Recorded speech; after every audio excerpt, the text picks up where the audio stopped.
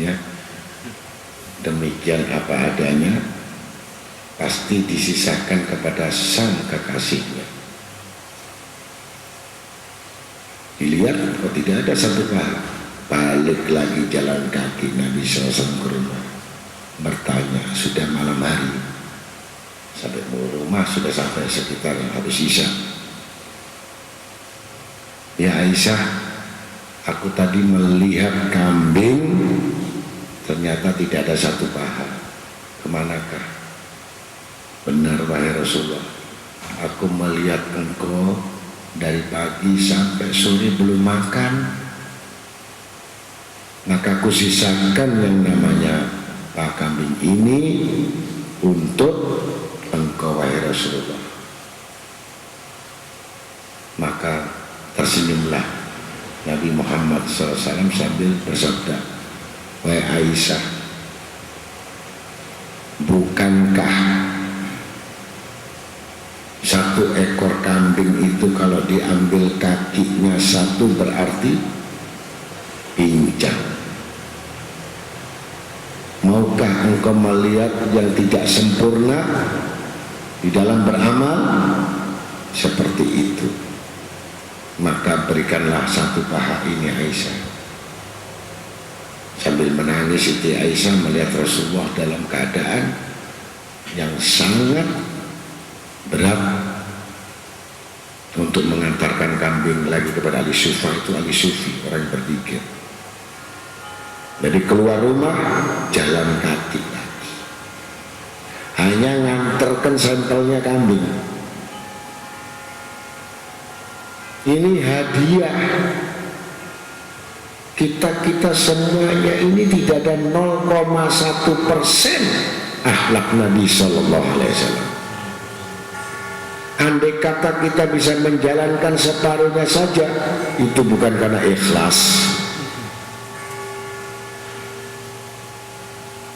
Akhirnya disampaikan itu satu paha sambil berdoa. Yang menerima daripada daging tadi semua Sufyan mendoa ke atas, Rabbana taqabbal minna innaka antas samiul alim wa tub alaina innaka antat tawwabur rahim. Menerima dengan senang hati. Jadi satu kambing yang telah diperoleh dari Nabi SAW atas karunia Tuhannya. Kalau kita memandang atau melihat dari sudut tentang rezeki, tentu manusia tidak perlu takut. Bahkan rezeki itu telah ditetapkan, diputuskan bahwa dengan detik dan menit jam yang tidak diketahui oleh manusia. Rezeki sifatnya gaib. Boleh direncanakan, boleh dipikirkan, boleh diangan-angan, tapi jangan diputuskan. Karena yang memutuskan urusan rezeki adalah Allah Subhanahu wa ta'ala. Maka dengan demikianlah akhlak Nabi Sallallahu Alaihi Wasallam. Bagaimana hadiah itu?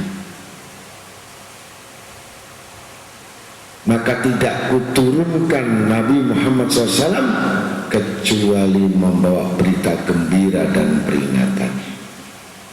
Dan tidak kuturunkan Nabi Muhammad SAW kecuali memberi petunjuk kepada manusia. Maka itulah ciri-ciri daripada Nabi SAW, adalah yang menonjol sifat zuhudnya, yang sekarang dipakai sama aulia-aulia semuanya, mengambil bagian bagaimana cara berzuhud. Enggan terhadap dunia, ya. Maka dengan demikian sedikit sejarah Nabi Sallallahu Alaihi Wasallam. Ada seorang padri atau sekarang pendeta, rahib di zaman dulu itu padri rahib, itu penganut Injil, tapi Injil yang benar-benar dibawa Nabi Isa alaihissalam, ahli ibadah. Maka satu malam bermimpi akan datang nanti Nabi yang bernama Ahmad, yang di dalam Al-Quran bernama Muhammad, yang di dalam kitab Zabur Taurat bernama Ahyad. Ini nama Nabi kita Muhammad SAW. Maka ciri-cirinya, di pundaknya ada tanda khataman nubuwah, tertulis nama Allah segitiga. Allah wahdahu la syarikalah, Muhammadun abduhu wa rasuluh. Itu tulisan di pundak kanan. Yang pertama. Yang kedua, dia memiliki ciri apabila berjalan naik onta yang dengan lapangan bebas, awan menutupi dan mengiringinya. Yang ketiga, fasih ucapannya. Yang keempat, memiliki sifat rendah hati. Yang kelima, apabila menerima hadiah, maka katakan hadiah itu satu pikul kurma, maka cuma diambil satu butir kurma. Apabila mendapatkan sedekah, sama sekali tidak pernah disentuhnya. Apabila itu ciri-ciri yang demikian, wahai rahib, datanglah kamu berkhidmat kepadanya. Ini tiga pendeta itu. Kemudian mencari, ternyata dilihat waktu berjalan sama pamannya berdagang negeri Syam, ada awan yang mengiringi di atasnya. Dilihat, pasti ada. Ternyata ada seorang pemuda yang masih berumur 12 tahun mengikuti dagang pamannya. Begitu melihat, ini ada ciri siapa, ternyata semuanya orang-orang kafir Quraisy. Siapa yang ternyata anak kecil, dibiarkan, belum jelas. Sampai sabar menunggu lagi. Akhirnya diketahui rumahnya di Madinah, yang gubuk kecil saja.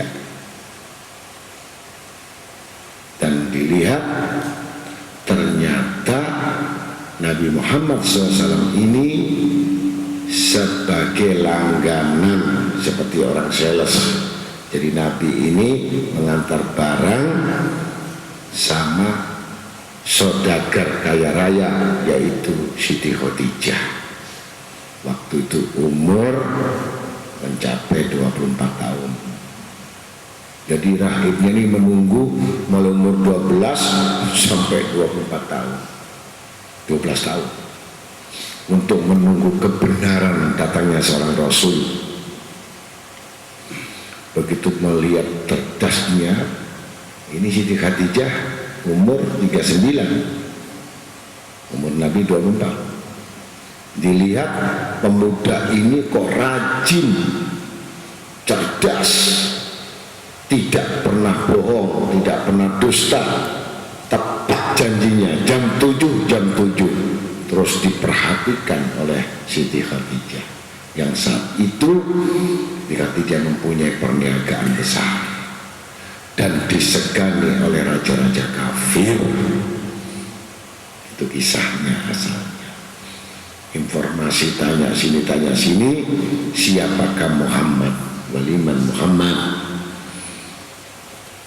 Akhirnya ditawarkan bagaimana maukah nikah dengan Siti Khadijah, karena akhlaknya ini rendah hati, merasa diri ini tidak pantas. Bagaimana aku akan mengawini janda yang kaya raya, bahkan kafir Quraisy. Jadi Siti Khadijah ini belum masuk Islam. Terus kemudian tetap berlangganan antar barang Nabi.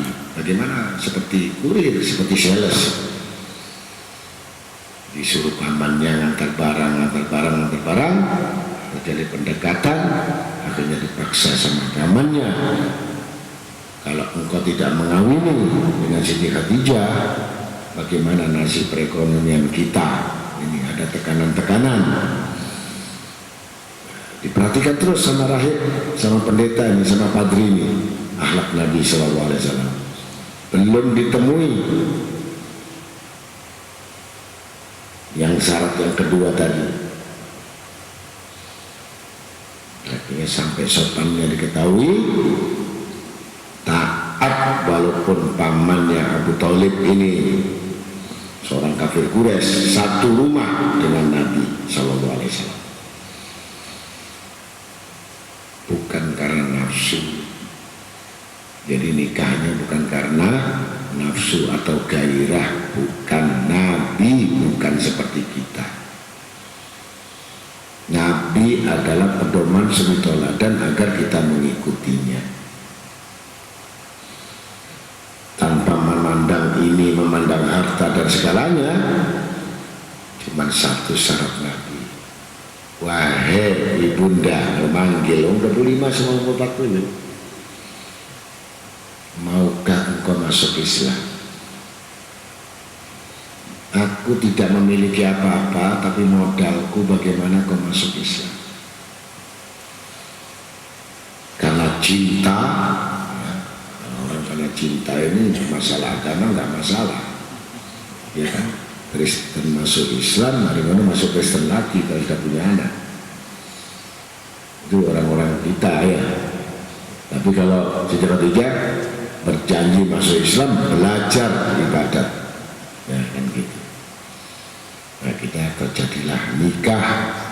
Nah baru di situ meletakkan Nabi ini orang yang memiliki sifat pemalu, tidak memiliki sifat serakah dan tamak dan rakus, bahkan makin rajin membantu kerjaan Siti Khadijah,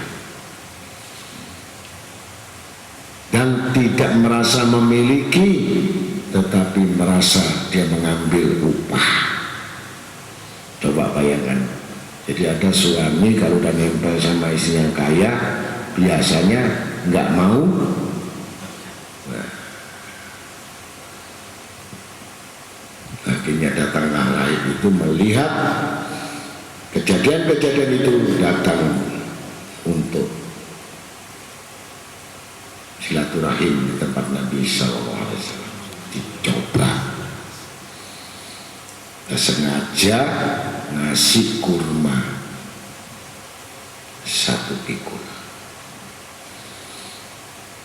Datang 3 rahib, akhirnya kasih 1 pikul.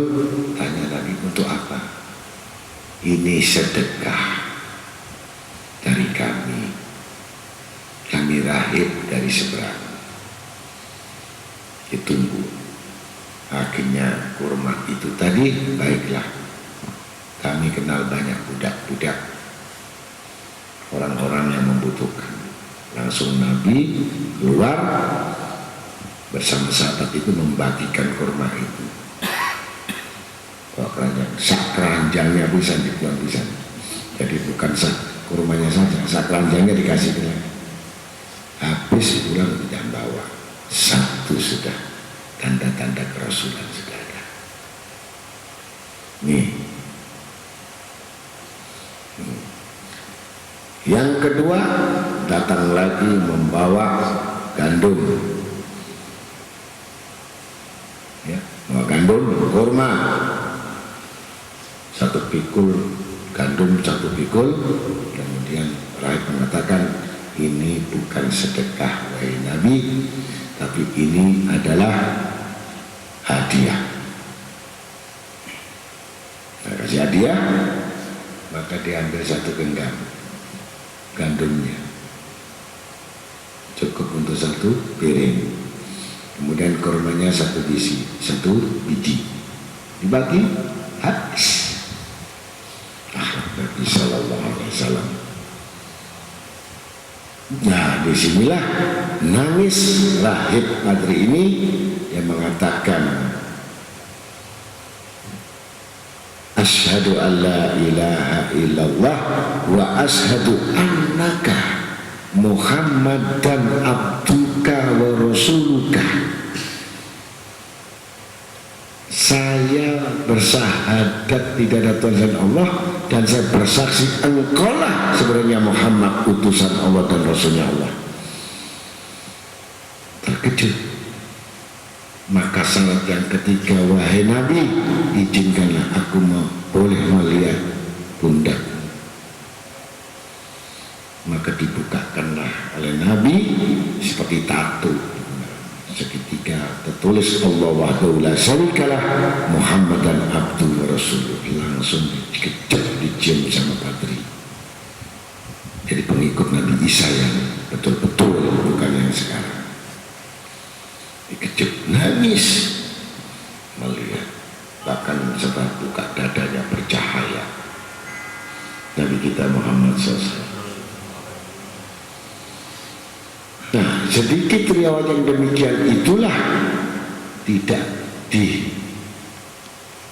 diingkari bahwa rahib 3 tadi ini benar-benar menunggu selama 13 tahun untuk menunggu bagaimana Nabi SAW itu benar-benar ada di dalam kitabnya. Begitu pula kita, mudah-mudahan kita semuanya bisa mengikuti akhlak-akhlak Nabi yang semuanya bernuansa tidak lain dan bukan bagaimana orang yang beramal pasti dengan ilmunya. Apa ilmunya? Yaitu riwayat-riwayat dari sahabat yang bagaimana Mu'ad bin Jabal yang pertama takwalah kepada Allah, yang jelas takwa ini sangat berat karena banyak indikasinya dan indikatornya.